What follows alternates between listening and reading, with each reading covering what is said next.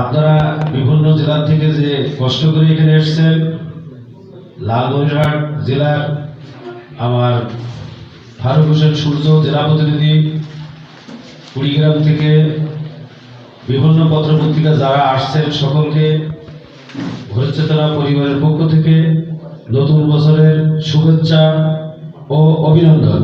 ফারুক সাহেবের যে বিষয়, ওনার সাথে আমার কখনো দেখা হয়নি।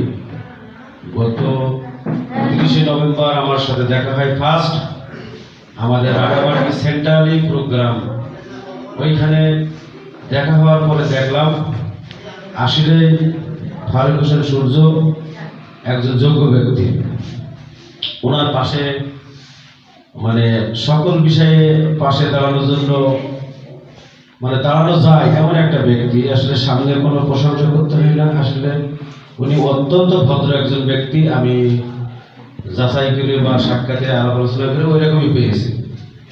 তা আমার পক্ষ থেকে, ভোরচেতনার পক্ষ থেকে সবসময় ওনার গাইডলাইন বা আদার্স অন্যান্য পরামর্শ সহযোগিতা করে যাবো যতদিন বেঁচে আছি ইনশাআল্লাহ।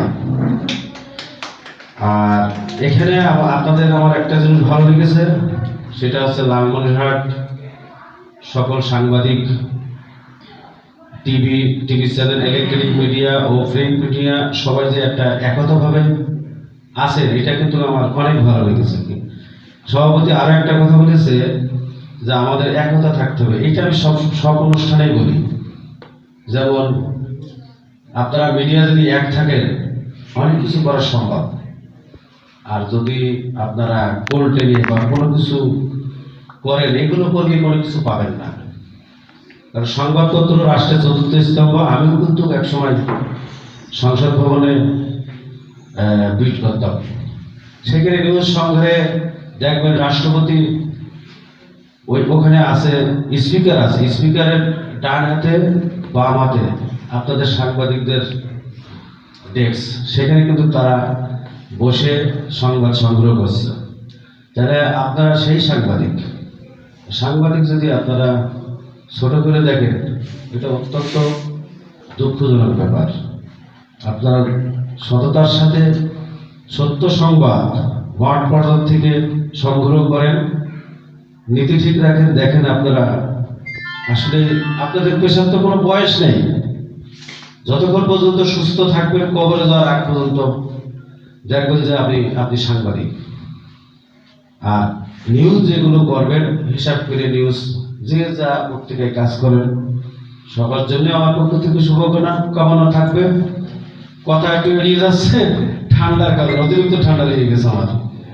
হ্যাঁ, এখন বিষয়টা হলো নিউজ ভেবে করবেন, যে একটা ওসির নামে হোক আর ডিসি আর সাধারণ নাগরিক হোক, নিউজ অনেকবার ভাববেন।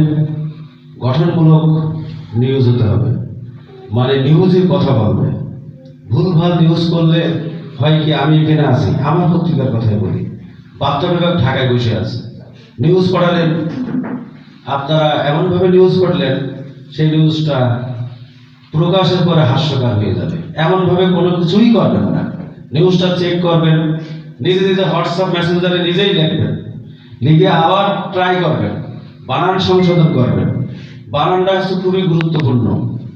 বাংলা পত্রিকা হোক আর ইংলিশ পত্রিকার থেকে দেখবেন যে বাংলা সংশোধন করে পত্রিকা পড়ে দেখি এটা কালীগঞ্জ বানান কেমন হয়, তা পত্রিকার বানানটা মানে সঠিক বানান।